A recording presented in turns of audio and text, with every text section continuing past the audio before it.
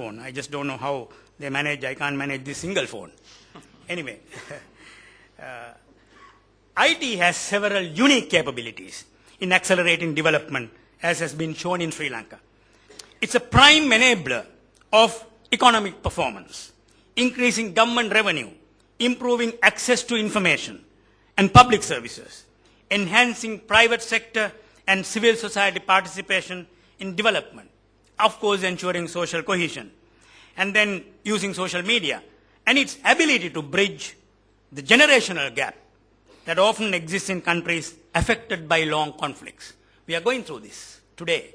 We have adult populations, we have young children who are equally good at working with ICTs. So we're just doing what we can do to ensure that there is equity. This is the most important thing, that those in Colombo do not have an advantage over those in Monaragala. That's the key concept of government's development policy. During the 3 decades of the conflict, we have seen a structural shift in Sri Lanka's economy, with the service sector share of the GDP growing dominant and now reaching 2/3 of the economy. So this is a very significant factor. When you have services sector growing, you can see the role of the ICT coming into play. The government's development agenda, the Mahinda Chintana, I'm happy to say that we have also one of those architects in Honorable Partali Champika Ranawaka, who brought these concepts together so that we have a development plan for the country. It firmly focuses on promoting Sri Lanka as a knowledge hub. I'm not going to talk about the other 4 hubs, but I'm going to talk about a little about how we should be going towards becoming a knowledge hub. Well, it is strengthened by the realistic opportunities we have.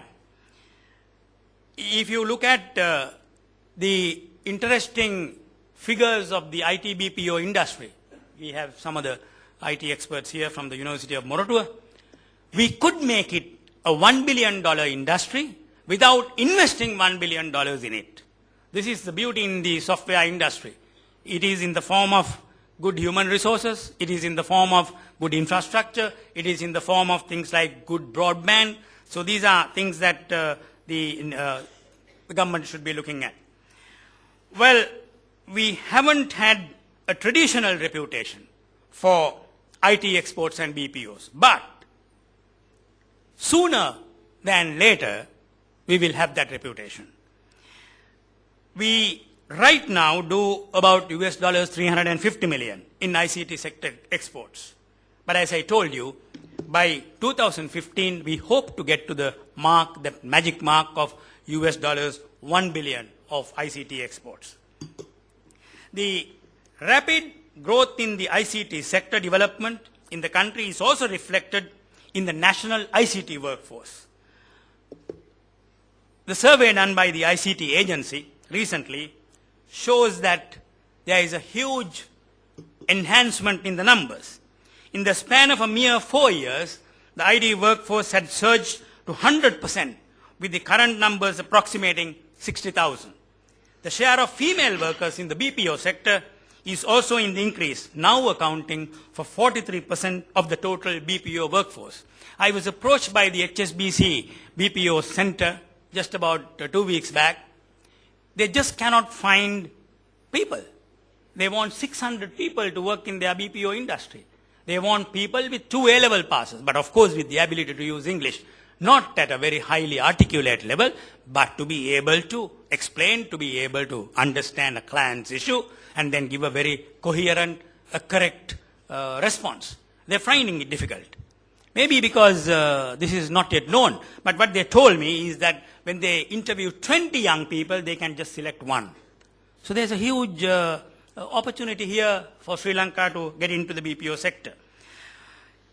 Mr. Virtunga, you have only 2 minutes. Okay, excellent. I must quickly get on to what I should leave behind in terms of what the university should be doing. Our own performance in using IT in extensive e-governance reforms has resulted in sustained commitment by the World Bank to support the second phase of the East Sri Lanka program. That's a very good news for us. East Sri Lanka, a widely acclaimed project implemented by the government ICT agency, is supported by the World Bank. The whole idea is to bring ICT to every village, citizen and business and transform the way the government thinks and works. One of those events, one of those projects, 1919, the Government Information Center, won one of the best e-government awards in the world. This is because we have been able to serve a population of using 3 languages, 365 days of the year, from 8 to 8. The last 5 years, the GIC or the Government Information Center had handled 7 million calls with an attrition rate of less than 5%. I mean, that's a great record for Sri Lanka in ICT. I would like to sum up, because time is limited. We are quite aware of the constraints of time.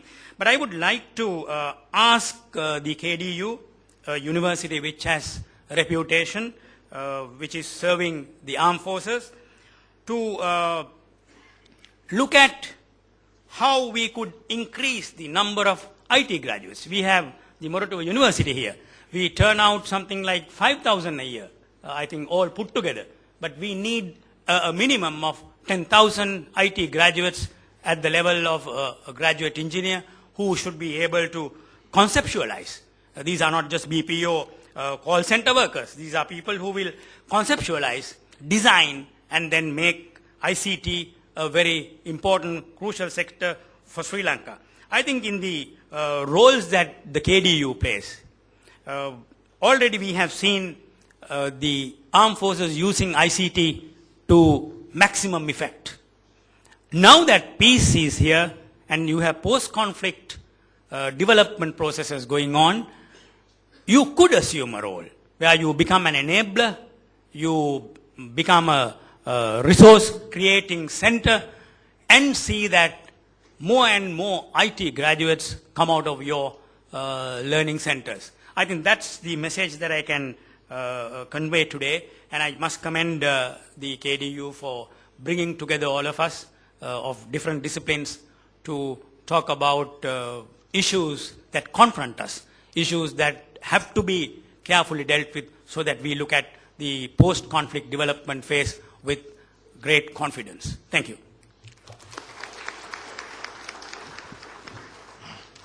Thank you, Mr. Virtunga.